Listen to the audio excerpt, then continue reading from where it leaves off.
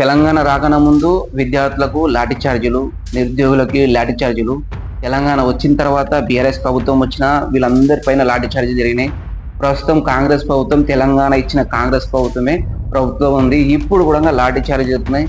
ఉద్యోగం కావాలని వస్తే కొడతారు, యూరియా రావాలని చెప్పేసి వస్తే కొడతారు, లేదు మాకు హాస్పిటల్లో ఆరోగ్యశ్రీ పనిచేస్తలే అని చెప్పేసి అన్న కొడతారు, ఫీజు రియంబర్స్మెంట్ అయితే లేదు, మాకు కాలేజీలకు పోతే విలువ తీస్తురు అని అంటే కూడా కొడతారు. కొట్టుడు మాత్రం కామన్ అయిపోయింది. తెలంగాణ వచ్చినా రాకున్నా దెబ్బలు తినడం మాకు అలవాటు అయిపోయింది, కొట్టడం మీకు అలవాటు అయిపోయింది. పదవులు మేవి, పైసలు మేవి. సామాన్య కుటుంబాలు ఆర్థికంగా బలపడాలి అంటే ప్రభుత్వాలు ఏవైనా సరే కేవలం విద్యా వైద్యం మాత్రం ఉచితంగా ఇస్తే చాలు. సెంట్రల్లో ఉన్న ప్రధానమంత్రి నరేంద్ర మోడీ అయినా, రాష్ట్రంలో ఉన్న ముఖ్యమంత్రి రేవంత్ రెడ్డి గారైనా, అలాగే మాజీ సీఎం కేసీఆర్ అయినా, మీకు ప్రజలపైన ఎలాంటి చిత్తశుద్ధి ఉంటే కేవలం మీరు దేశంలోనైనా రాష్ట్రంలోనైనా కేవలం విద్యా వైద్యం ఉచితంగా ఇస్తే చాలు. మధ్యతరగతి కుటుంబానికి చెందిన వ్యక్తి ఆరోగ్యం ఖరాబై ఏదైనా హాస్పిటల్కి వెళ్ళి ట్రీట్మెంట్ చేసుకుందామంటే ప్రస్తుతం రాష్ట్రంలో పరిస్థితి ఎలా ఉందంటే, హాస్పిటల్కి వెళ్తే ఇక్కడ ఆరోగ్యశ్రీ అనేది పనిచేస్తలేదు, మీరు డబ్బులు పెట్టుకోవాలి, ఎన్ని లక్షలు అయితే అన్ని లక్షలు పెట్టుకోవాలి, ఆరోగ్యశ్రీ అనేది పనిచేస్తలేదు ఇక్కడ. ఎందుకంటే మాకు గవర్నమెంట్ ప్రభుత్వం మాకు డబ్బులు ఇస్తలేదు, కొన్ని వందల కోట్లు పెండింగ్ ఉంది, మేము చేయము, మీరు వెళ్ళిపోండి.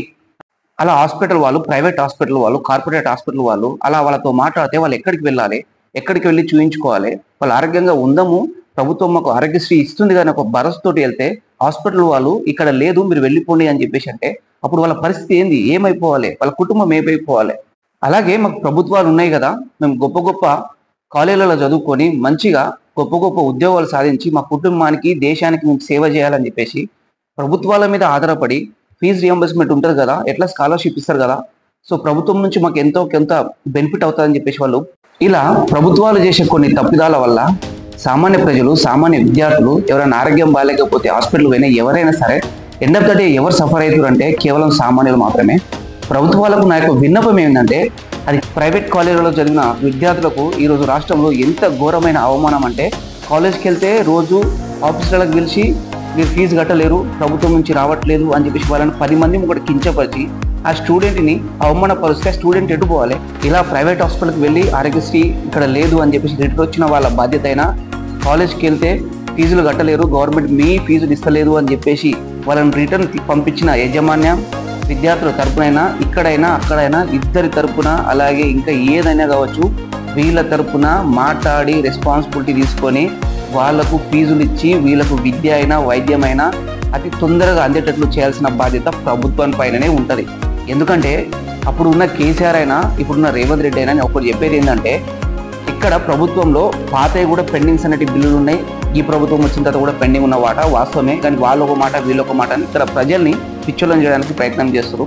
అయితే నా నుంచి ఏంటంటే, కేసీఆర్ గారు సీఎం ఉన్నప్పుడు ఆయన మేనేజ్ చేసిండు, మేనేజ్మెంట్తో మేనేజ్ చేసిండు, ప్రైవేట్ హాస్పిటల్ వాళ్ళతో మేనేజ్ చేసిండు, ప్రైవేట్ కాలేజ్ వాళ్ళతో మేనేజ్ చేసిండు. అక్కడ మేనేజ్మెంట్ లోపం లేదు కాబట్టి ఇలా జరగలేదు. సో అక్కడ ఇక్కడ 1-2 జరిగిన వాస్తవాలే. అక్కడ వాళ్ళతో ఎంత తొందరగా వీలైతే అంత తొందరగా అని చెప్పేసి మాట్లాడి అల్లర్లు జరగకుండా, విద్యార్థులు రోడ్ల మీద రాకుండా, ఎవరైతే హాస్పిటల్ పోతురో పేషెంట్స్ అయినా ఎవరైనా వాళ్లకు అవమానం జరగకుండా కేసీఆర్ గారు చాలా ఇంపార్టెన్స్ చూపించి మేనేజ్మెంట్తో మాట్లాడి నచ్చజెప్పిండు. ఇక్కడ కాంగ్రెస్కి వచ్చేవరకు ఏమైందంటే, మేనేజ్మెంట్ లోపం అనేది ఇక్కడ క్లియర్గా కనిపిస్తుంది. మీకున్న పంచాయతీ మంత్రులకు మీకు పడకనా ఏదో కానీ ఎండ్ ఆఫ్ ద డే ప్రజల్ని మీరు ఇబ్బంది పెడుతురు. మేనేజ్మెంట్ లోపం అనేది మీ దగ్గర కనిపిస్తుంది. మీరు మాట్లాడలేకపోతురు, ప్రైవేట్ హాస్పిటల్ వాళ్ళతో, ప్రైవేట్ కాలేజ్ వాళ్ళతో మాట్లాడలేకపోతురు. అందుకే విద్యార్థులకు ఈరోజు ఇబ్బంది పెడుతురు. ఆ మేనేజ్మెంట్ వాళ్ళు హాస్పిటల్కి వెళ్తే వాళ్ళకి ఇబ్బంది అవుతుంది. దయచేసి నేను చెప్పేది ఏంటంటే, సరే ప్రజలు పుక్కట్లో మీరు ఏదైనా సర్వీస్ చేస్తే సరే, ప్రజలు మీరు ఇచ్చే ఫ్రీ పథకాలకు అలవాటు పడరు కాబట్టి వాళ్ళకి ఈరోజు బాధ తెలుసలేరు. ఒక 10-20 సంవత్సరాల తర్వాత నెక్స్ట్ రాబోయే జనరేషన్ లేదా ఆ తర్వాత రాబోయే జనరేషన్కి చాలా ఇబ్బందుల పాలవుతారు, చాలా కష్టాలు వస్తాయి. ఆర్థికంగా రాష్ట్రం చాలా దీవాలా తీసిన పరిస్థితి కూడా రావచ్చు. దయచేసి నేను చెప్పేది ఏంటంటే, రాష్ట్రంలో ఉన్న కాంగ్రెస్ ప్రభుత్వ పెద్దలకు నేను చెప్పేది ఏంటంటే, ఎంత తొందరగా వీలైతే అంత తొందరగా మేనేజ్మెంట్ వాళ్ళతో మాట్లాడి ఇక్కడ విద్యార్థులకైనా, అక్కడ హాస్పిటల్కి వెళ్ళే వాళ్ళకైనా న్యాయం జరగాలని చెప్పేసి నేను అడుగుతూ, ఆయన కేసీఆర్ ఉన్నప్పుడు కూడా అప్పుడునే, మీరున్నప్పుడు కూడా అప్పుడునే, కాదంటలేం, ఎవరిని అంటలేం. దయచేసి మీరు అర్థం చేసుకుంటారని చెప్పేసి తెలియజేస్తూ, జై తెలంగాణ, జై భారత్, జై హింద్.